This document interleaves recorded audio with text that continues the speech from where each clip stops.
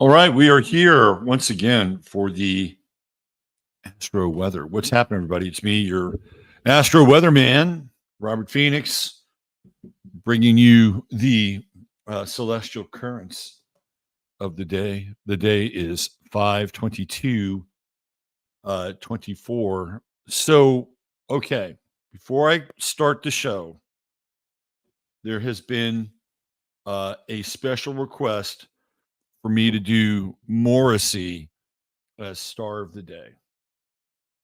Now, one of my requirements to do star of the day is I need to have a rising sign. That means a birth time for a person. And it does not exist for Stephen Michael Morrissey. So, unfortunately, I can't do it because it would be incomplete. I would not be doing the man a service. Now, that said, if any of you out there want to go see if you can find out what time he was born, and get back to me, I'll do it any day of the year. So if there's any members of the Morrissey fan club that want to take that on or have the information, just pass it along. Coffee this morning. Got up early enough. How about that? Actually got up early enough to go to the gym. Needed that. Needed to get my body moving. Let's see. Is there anything else I need to say before we get rolling here? Oh, here, let me get the business stuff out of the way. Of course, you know what to do. Hit that like, smash a like, subscribe if you haven't.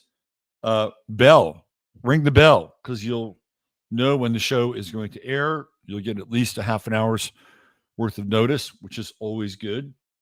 What else?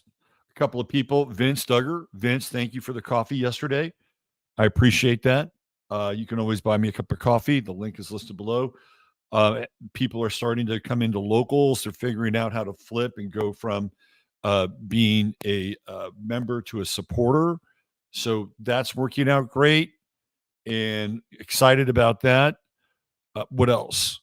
We'll get to True Hemp Science later. And of course, robertphoenix.com is where you can go to have a book of reading with me, yours truly.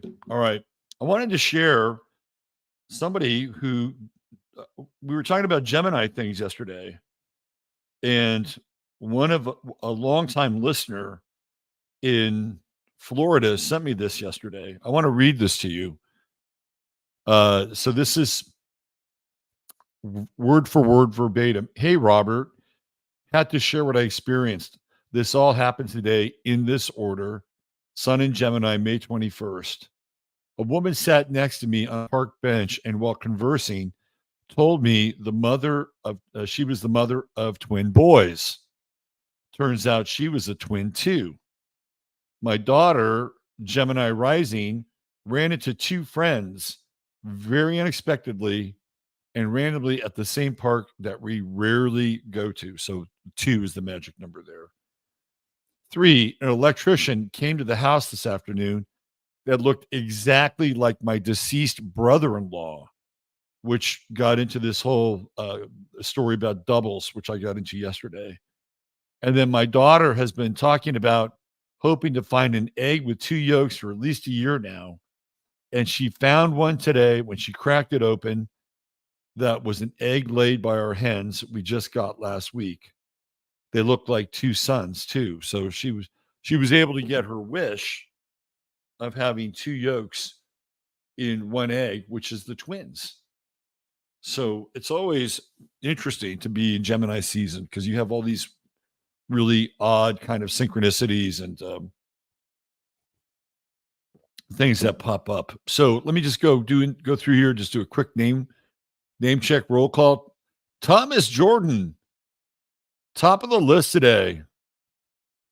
Uh-oh. DJ MC MIA. Uh-oh. Something's wrong in the universe today.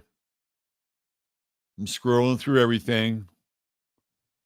Can we get an APB for DJMC? You have to check in on him. Tomas, how are you? Padrita Pebbles. Padrita Pebbles. Yes, we're having an event in October. I'm putting together the final pieces. Brandy Herrera checking from Blackwell, Oklahoma, waiting out the storms. Jackie Delario, home of the perpetual pickleball game in South Jersey. I've never played a game of pickleball. Not that I'm opposed to it. Road Trip 1981. What's happening? California Contrary, Double K, greetings. It is early on the West Coast. Speaking of Double K, right back to back, little Gemini effect there. There's Catherine Kramer, all the way from the other side of the continent. What's happening, KK? Melissa Stanton's in that same state. Is when anyone going to the Old World Florida meetup in St. Petersburg? Oh, that should be interesting. Debisu, what's happening? Europa checking in. Let's see. Who else do we have here? Mary Lee. What's happening, Mary Lee?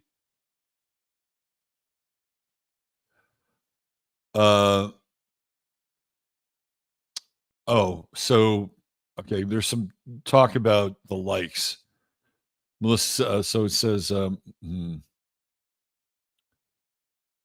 Debisu said, I'm the lucky 13 likes today. That's weird. I was like 13 also. Yeah, I don't get good counts on YouTube. Sorry. The likes do change numbers. Yes, they do. Maybe that's people are coming in and hitting the down like button. Maybe that's what it is. Maybe the down likes are taking the likes down. Because believe it or not, there are people that don't like me. I can't understand why. Healing Heart Rosie checking in, working in the garden. Liddy Lou from McKinney, Texas. What's happening, Liddy Lou? I was hitting, yes, it is. Yeah, they bury me. They bury me. Privacy anti-scum. What's happening? Anyone notice someone's development is stunted? They surround themselves with people they should progress to. It's a really interesting question. Have we topped off at growth? That's a really interesting question. Is our internal growth connected to and related to some kind of evolutionary growth? Right? If the evolutionary part of the collective slows down, do we slow down? Or can we continue to evolve in the face of more crushing social gravity? It's a good question. Debisu says, here's a good sink after all the talk of horses. Someone left a pale horse head in my shop on King's Day. Whoa. I thought it was a resting dog in the ground. Okay, was it a real horse head or was it like a hobby horse head? Privacy answer. I'm a stunted Virgo, 50 years surrounded by Libras since I didn't progress well enough. Well, in your progress chart, you're probably a Scorpio by now. So there is some progression in the world. Speaking of New Jersey, Miss Nikki's here from sunny, warm New Jersey. Nora Rashid, the Queen of Speed, dealing with some allergies. I do my kegels in my office, doing one now. Kegel up. Beach Barn's catching it live today. Glad you're here. Maya Rose is here. Soul Traveler, the lovely and talented one, Dr. Joan S. Lisa Ann White, she's here. Crab Gemini. Ferris Gallion will be recording another Astro Dads this coming Monday. So stay tuned for that. There he is. We found him at 8:01. DJ MC in the house. Monica Farrow, Laura E. Morning. SP Dimples. Patricia Just Being Me. You're welcome. Muse Memorandum. Hey, Harriet Bowie. There's our guy, Ryan, president of the International Introspective Woodworkers Union of the World. Meow, meow, kitty poop. Not to be followed by Meow Meow. That was a Gemini event yesterday. Can we get a John Rocker star of the day? John Rocker. Let me see when John Rocker was born. John Rocker was a pitcher for the Atlanta Braves. He's a Libra, October 17th. Very interesting fellow. In a lot of ways, John Rocker was ahead of his time. He was ahead of his time. John Rocker, kind of a Chad, by the way. Let's see, who else do we have here? Platinum Happiness. Great risings to you in Idaho. Looking sharp today. You know, that's what happens when you get up. When you get up, you take a shower, you shave, you go to the gym. I did all that just for you guys. Let's see, who else do we have? Did I say hi to JJ? Vince. There's Vince. Vince, thank you for the coffee yesterday. I appreciate that. Curtis Moonflower, synchronicity season is upon us. That's true. There's Kelly B. Matt Dahl checking in from down under. What's happening, Matt? Orlando. Here's to you. Claire lives outdoors. Sandra Jack Shaw. Ziggarats. The likes don't update while you're watching. That could be true. Congratulations on 14K. Thank you. Hey, we got North Node Astrology. What's going on, NNA? A frequent contributor to the Twitter feed. The other day, you talked about Soros, and look what he did. He stepped down from the W. That was Klaus Schwab. That was Schwabi. Elizabeth Bryan, A. Marie, Tropical. Man, we got a diverse house today. Steph T. Last night I was playing a YouTube video, and I said something to my son, and right after the person in the video said the next exact same thing I said, which was, it looks really good. This is the season for shit like that. I love it. I love it. I love the sinks. I'm a sink junkie. Who else do we have here? Sinking feeling. I like that, Ziggarats. That's good. It was a pale with a white mane, life-size costume head. Oh, good. Oh, good. At least it was a costume head. And it wasn't some kind of Godfather thing. All right. Let's get going. Let's get rolling. Oh, shout out to Nicholas Grimm, who just jumped on in. All right. Here we go. There are days when even yours truly succumbs to the astrology of the day. And I had one of those Mercury, Moon, Pluto square moments yesterday on Twitter where somebody just fucking sidelined. It just T-boned me on Twitter. Right. And it was like, what do you do? So this is the moral dilemma. I'll set the stage for it because it has to do with the astrology. So I talked about yesterday with this Moon, Mercury opposition square Pluto, that the what would be said, the language, the intensity, right? It would be all just dialed up intensely. And getting into that Scorpio moon, which is, dark, and I have no problem with the Scorpio moon. So if you've got one, I'm not singling you out and saying that your moon is of the devil. So please, let's get that up front, put it on the table. I have had relationships with people with Scorpio moons, and in certain cases, they've been fine. In one particular case, I experienced a lot of the Scorpio moon. Let's put it that way. So I am not being prejudicial against you. That said, it is one of those moons that is it's kind of obsessive, right? And it erupts at times like Vesuvius, and it cannot be stopped. So I don't know if this person had a Scorpio moon or not. I don't really care, but I totally got blindsided on Twitter yesterday. and it was a reaction to, I think, what I said about Eddie Vedder and Harrison Butker. And this person said that I spend all my time shitting on white women and feminists. And I don't think that that's true. I I don't think that's true at all. I don't think it's true at all. Uh, Now, I do have a problem with the ideology of feminism because it was created by somebody who was clinically, I mean, second wave feminism was created by Betty Friedan, who was clinically insane.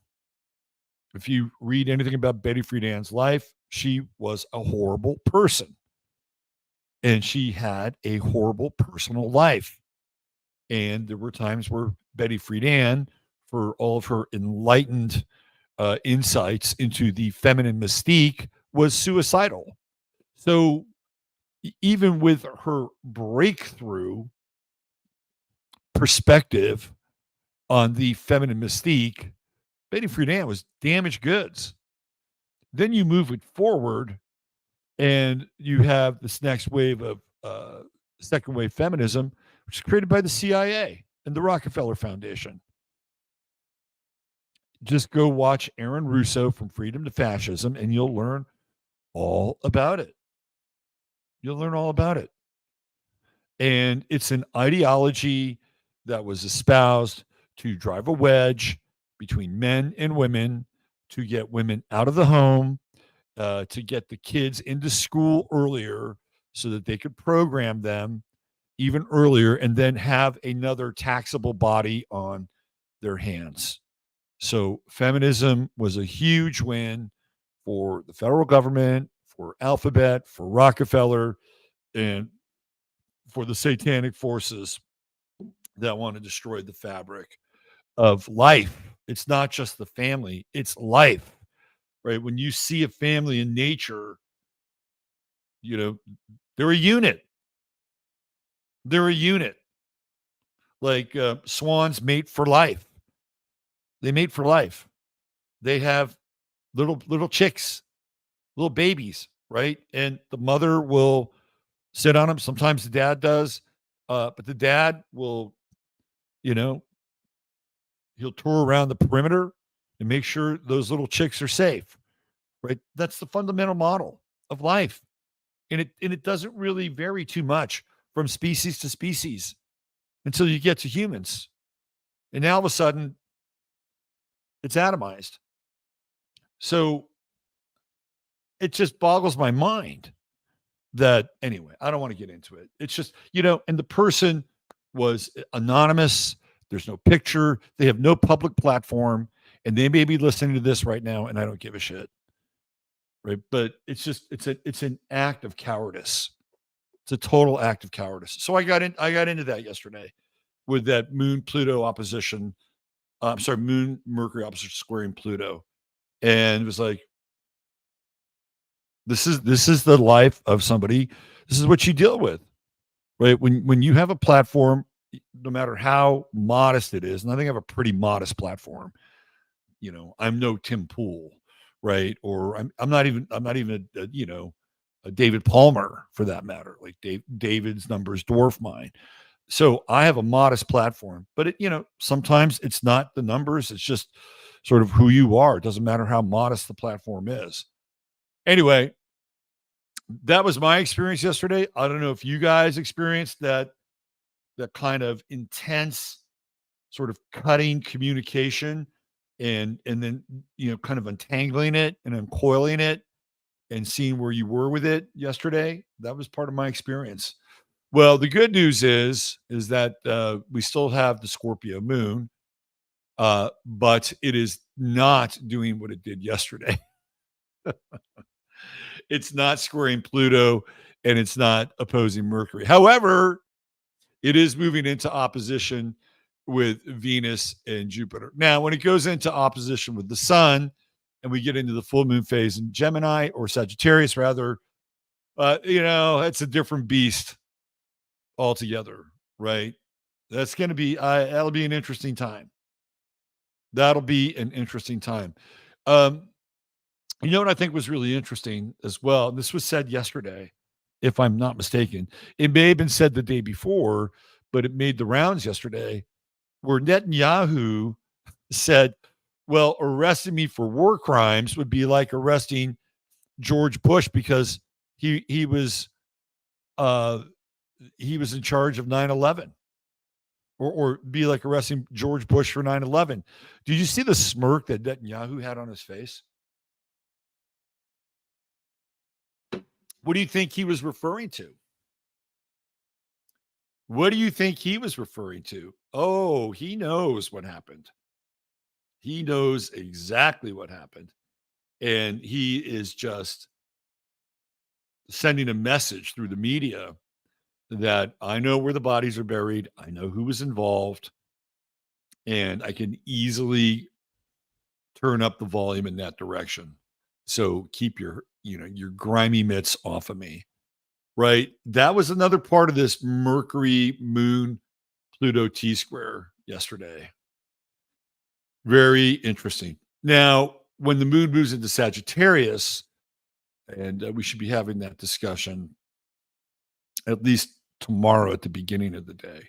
It'll be interesting on Friday. We're going to have Miriam Heinem on the show, on the Farcast. And that is going to be such an amazing day astrologically to have her on the Farcast because she has been I think, the most tireless, dogged researcher into the realm of George Floyd and has done a mini documentary and is in the process of writing the definitive George Floyd book. She's got FOIA requests. And Friday will be one day before the 4-year anniversary of George Floyd. She'll be on the show with a Sag full moon. So we should be able to get to the truth here, or at least expose or shine a light on it. So mark Friday on your calendar. Don't miss Friday's show. It's going to be, I think, one for the ages.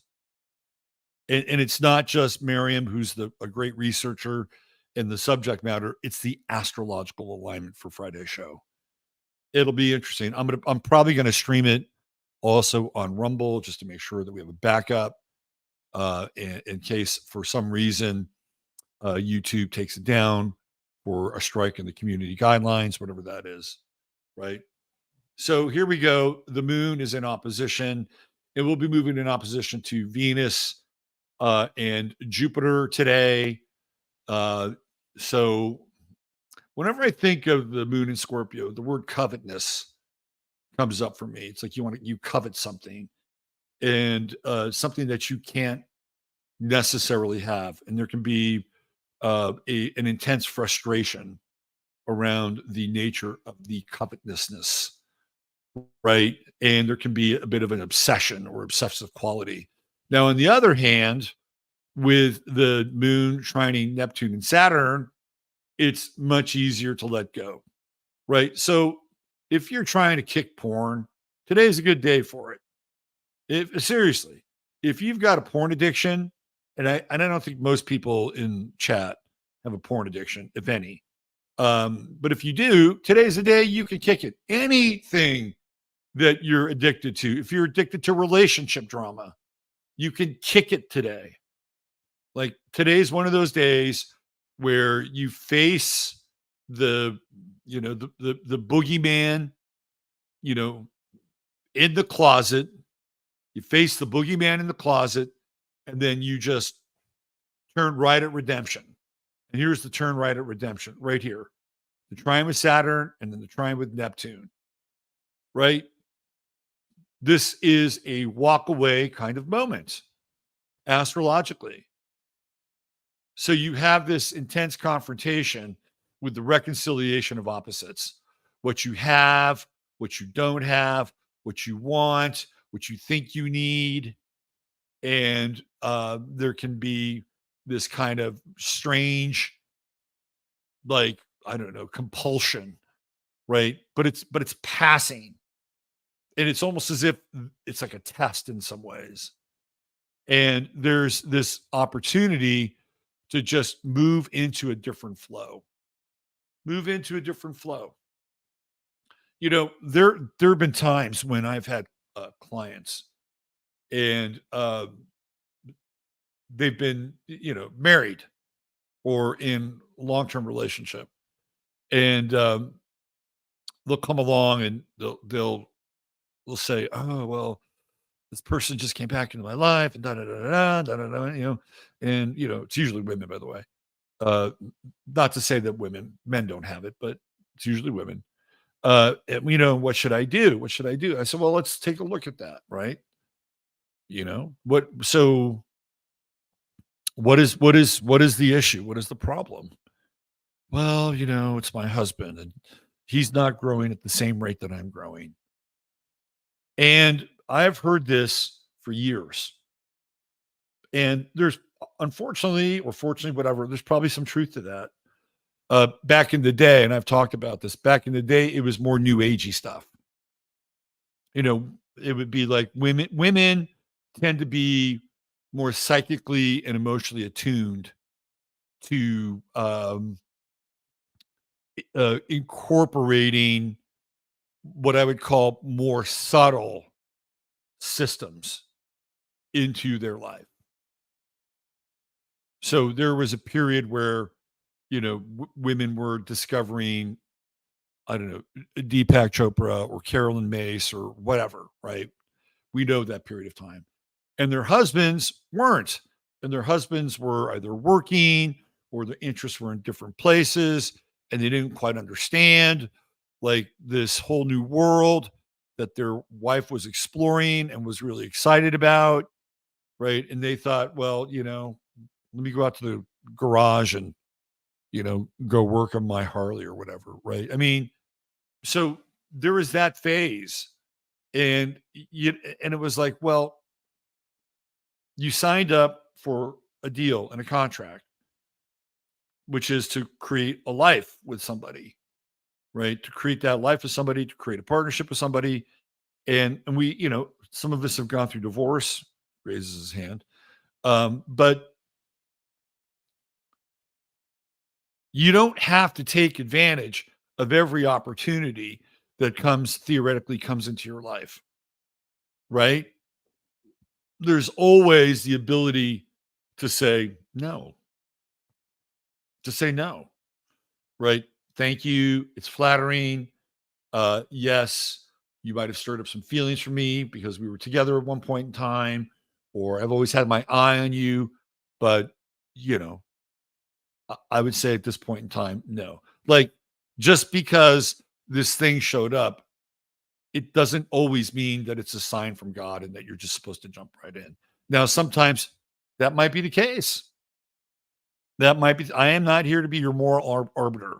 I'm just saying that the it's kind of like just because you know I know it's a bad analogy, but just because you find like I don't know, a dime bag of meth on the street doesn't mean that God put it there for you to snort. I'm sorry. I know it's a kind of a base analogy, but that's kind of what I'm talking about, right? Then what happened is that it shifted from sort of the new age stuff to the truther stuff, which I found to be fascinating. I thought, well, maybe men would be more in alignment with the truther stuff, and that's true. It was like some men could wrap their heads around it. But still, I found that there was a divide in some households, and women were, again, kind of more attuned to these perturbations in the field and the changes that were taking place. So, anyway, it's just an interesting evolutionary kind of path and arc with the sexes, with women sort of kind of getting out in front of something and men sort of, you know, picking up on it if they do a little bit later. So today's a day where you don't have to give in to the compulsion. I mean, you can if you want to, but you can say, hey, thanks, no thanks, higher path. There's a higher path. And I do believe we get tested in life.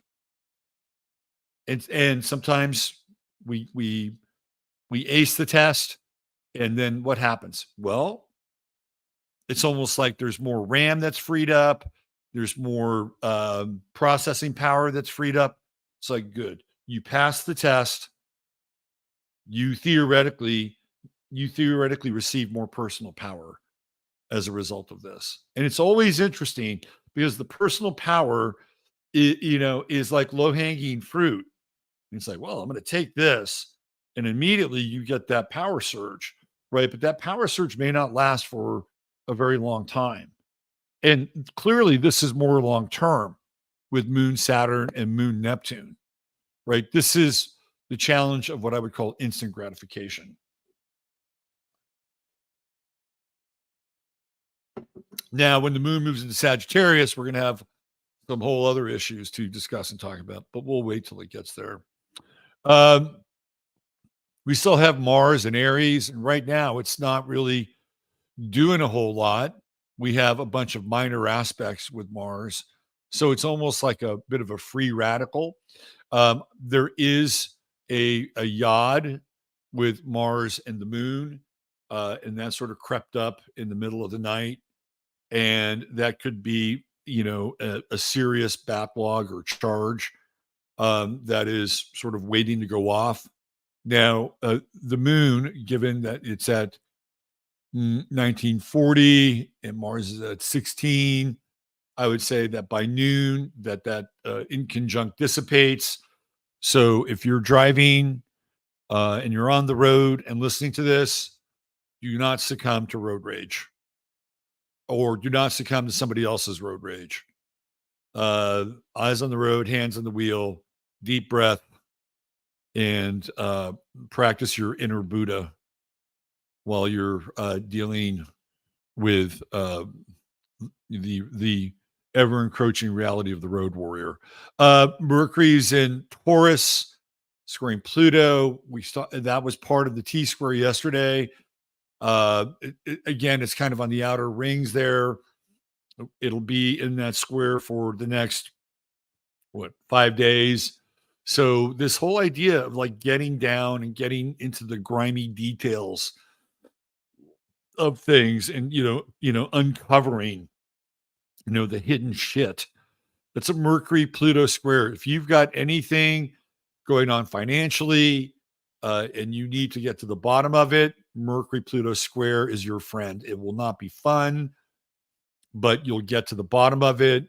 And if you use a little elbow grease, you'll be able to straighten these things out, and you'll be able to literally fix your problems, because we're talking about a fixed square, right? A fixed square. Um,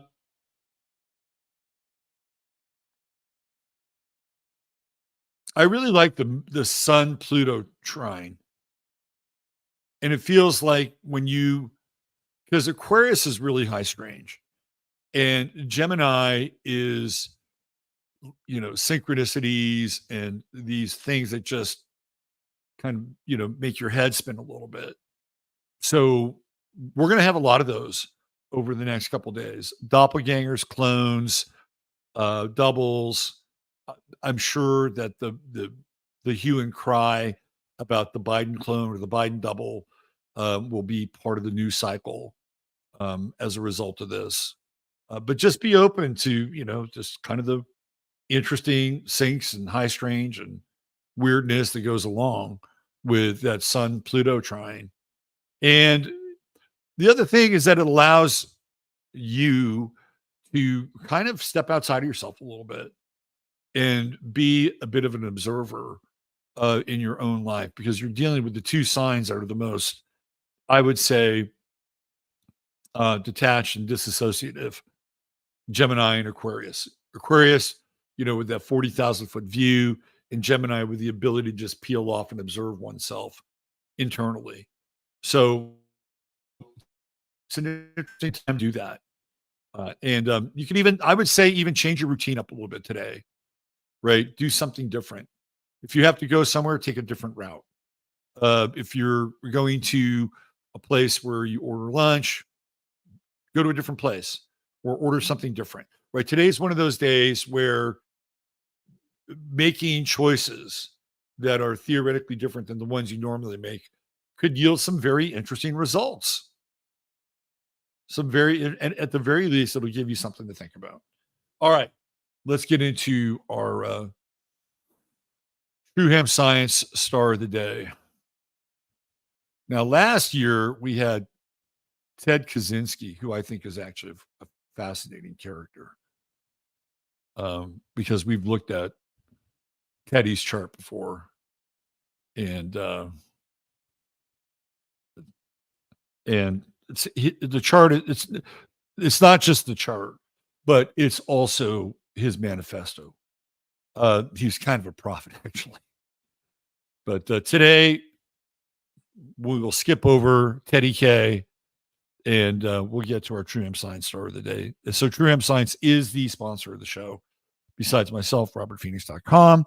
And if you would like to get some of the best CBD available on the intranet and or a physical location, which Chris does have in Austin. If you're in Austin, swing by True Hemp Science, say hi, and he'll probably hook you up with some cool stuff. But if you go online and you purchase $100 or more and type in 15MINS, you will get a free goodie bag with some very nice little treats to go along with your order. Not only that, but $150 gets you free shipping, and there's always a 30-day money-back guarantee. You can always go online, go to the website, make an appointment, and try to find out which CBD is best for you. That's truehempscience.com. 15MINS gets you your goodie bag. All right, let's do our True Hemp Science star of the day, shall we? Unfortunately, it is not Stephen Michael Morrissey. Today's True Hemp Science star of the day is the mayor of the Castro, Harvey Milk. Saint Harvey, as he has now been canonized.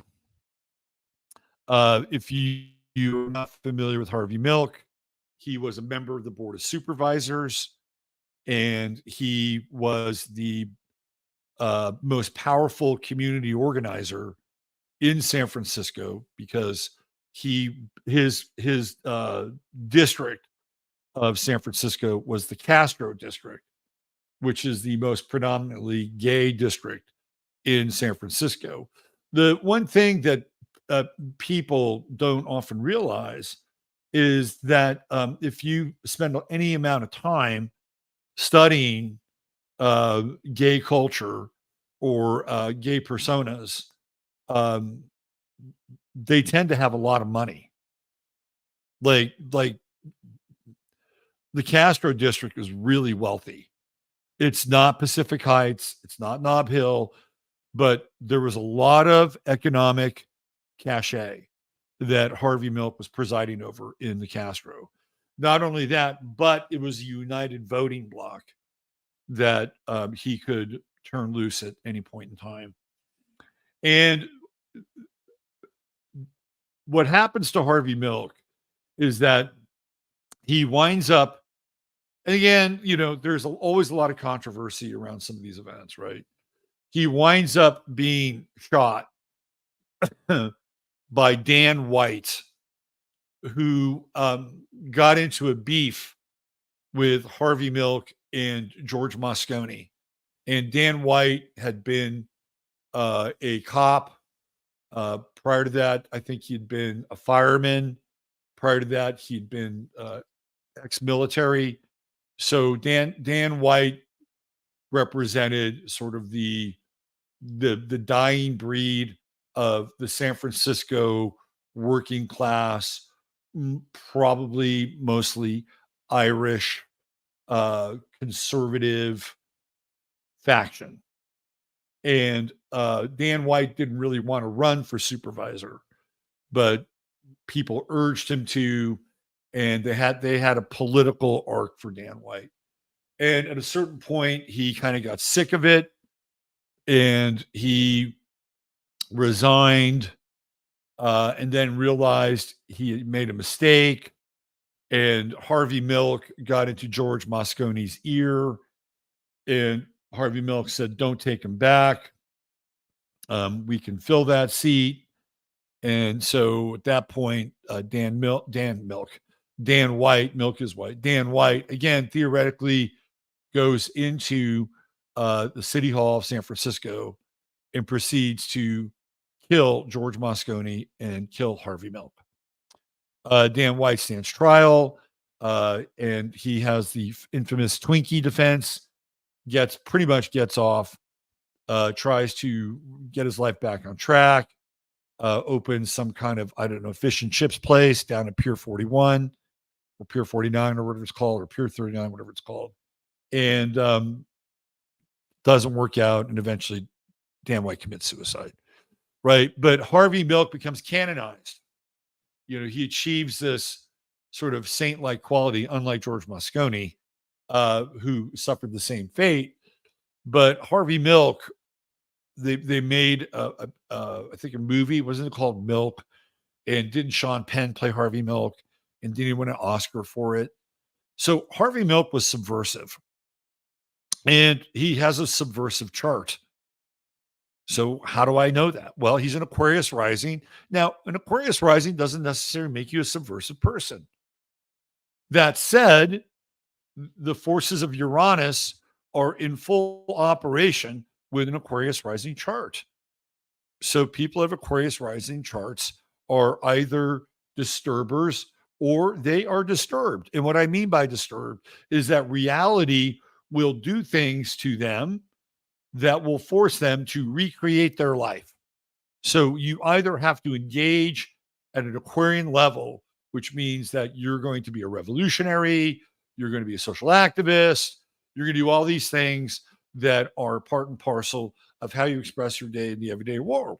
If you don't do that, then Uranus has a potentially destructive hand in your day-to-day life, which means you can get into accidents, strange things happen to you, and then the next thing you know, you have to reassess your approach to day-to-day life. That's how it works. Okay. But there is a revolutionary aspect to Aquarius rising. Now, the subversive nature really is the Mars-Uranus conjunction in Aries. Okay. I think that Harvey Milk was incredibly subversive, right? And he has this idea that he wants to destroy Saturnian authority. So whatever that is, right? He wants to destroy Saturnian authority. So Saturn in Capricorn tends to be very, I would say, parochial, right? Saturn in Capricorn, it tends to be very paternal.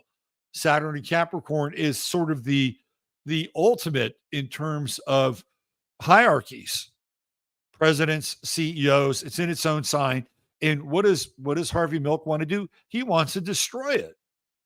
And Saturn is in the 11th house, which gives him an incredible amount of cachet when it comes to leading groups, right? He's willing to take on the responsibility of leading groups.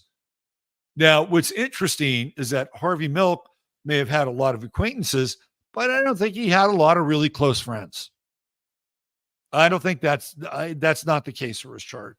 But you can see Mars Uranus here, and it wants to destroy, right? It is rebellious against the hierarchy. Let's throw in a little Pluto there as well. Holy shit. Now you got a Mars Uranus Pluto square, and he's definitely into destruction. Not only is he into destruction, but I can tell you right now, Harvey Milk was a kinky motherfucker. Like there's a lot of kink going on in this chart with this Mars Uranus conjunction and squaring Pluto. And then you have the Pluto Saturn opposition. Boom, right? Pluto Saturn opposition. And Cancer tends to be, again, more provincial, more staid, it's like the folk, right? And to me, this is all very much Dan White. Dan White was a cop. He was a fireman. He was a first responder. And, those are all represented by Aries. He had the nickname, the White Knight. When we think of Aries, we think of centurions. We think of, going into battle, soldiers. He was a vet, right? So Dan White's fingerprints are all over Harvey Milk's chart. and he meets his demise at the hand of somebody who fits right into that profile. And not only that, but Dan White had some screws loose. And you would see that with the Mars Uranus conjunction. So it's weird, right? So Harvey Milk has these traits, which I think are highly destructive. And I also think would be, in a lot of ways, quite perverse. And I'm not really making a value-based judgment. I'm basing it on the astrology, right? Behind the scenes, whatever this guy was doing, in the privacy of his Castro district home or the bathhouses south of Market was not run of the mill. This is not bread and butter missionary position with your wife Dolly, right? That's not happening in Harvey Milk's chart at all. Not only that, but he's also now this. I'm going to bring this up, and I've talked about this before because some of you have these aspects. So when I bring these up, I need to be very clear, especially with the Mercury Neptune square, about the difference that it can bring or it can manifest in a person's life. A Mercury Neptune square is usually the aspect of somebody who lies. Now, some of you may have Mercury Neptune squares who are listening to this. That does not mean that you're a liar. Okay. But there are manifestations of the lie that you have to deal with. The most primary manifestations that you may be lying to yourself. So you may be giving somebody else the benefit of the doubt, or you may be leaving them some space, or you may have this tape running in your head that, well, they're not really that bad, right? You're lying to yourself. You're giving that person an extra amount of slack. And as a result of that, there can be deleterious effects. The other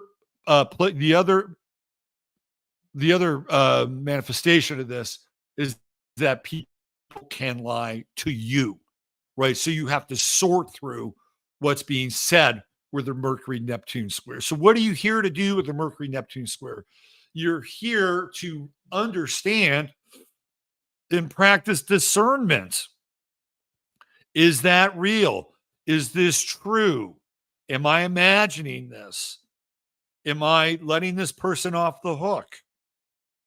Do I not want to cause any ruffles or make any kind of trouble for myself or another person? So I'll be conflict avoidant, and I won't have to deal with it. I know that they're not really trustworthy or whatever the narrative is, but I'm just going to keep kind of moving along.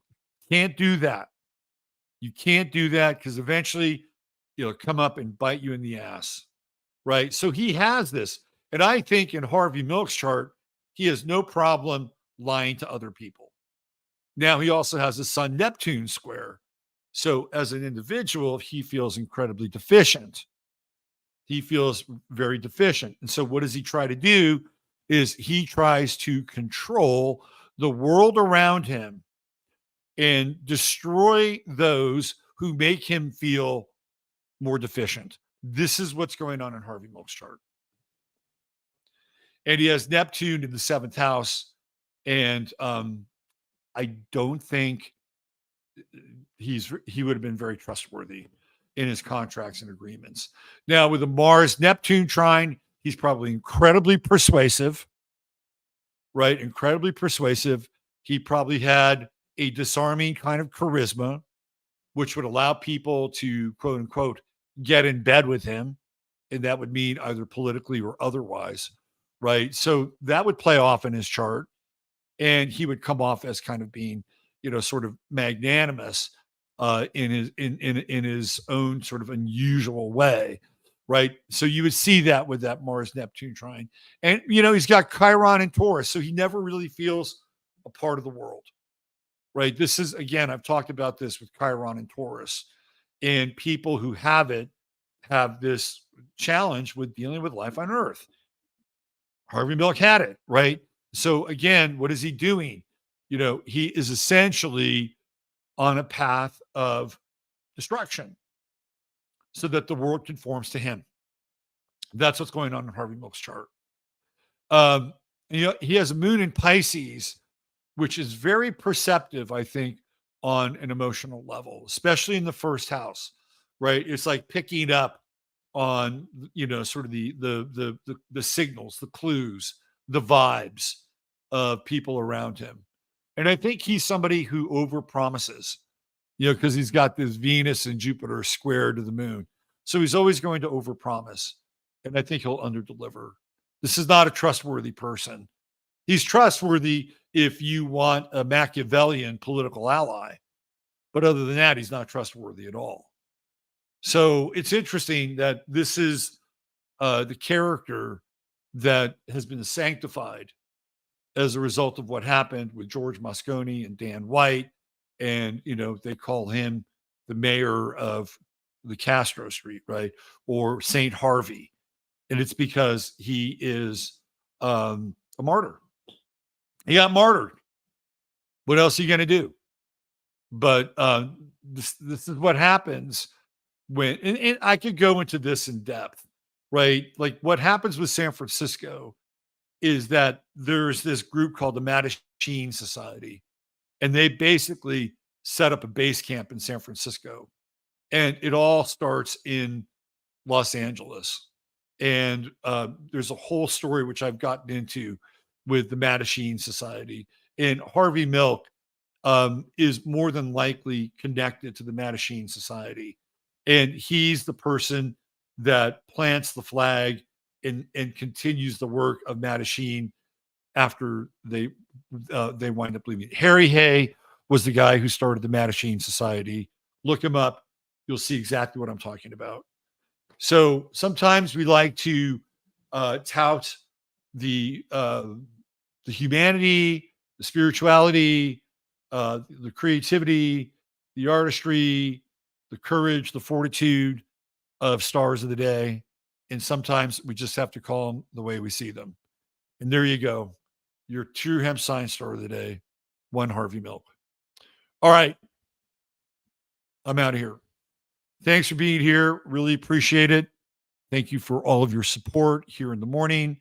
Thank you for your support with locals. And clearly, when you buy me the odd cup of coffee. And again, just showing up here is an amazing thing. 200 people manage to get up at various parts of the day or take time out of their evening to spend 45 minutes with me. And I appreciate that so much. Thank you. Take care. Have a wonderful day. Stay blessed. We'll be back tomorrow with another edition of the Astro Weather. And what is today? Is today Thursday? What the fuck is today? Let me check in. I got to check in with the date. Yeah, Thursday. So Astro Weather tomorrow, Miriam Heinem on Friday. Take care. Bye for now.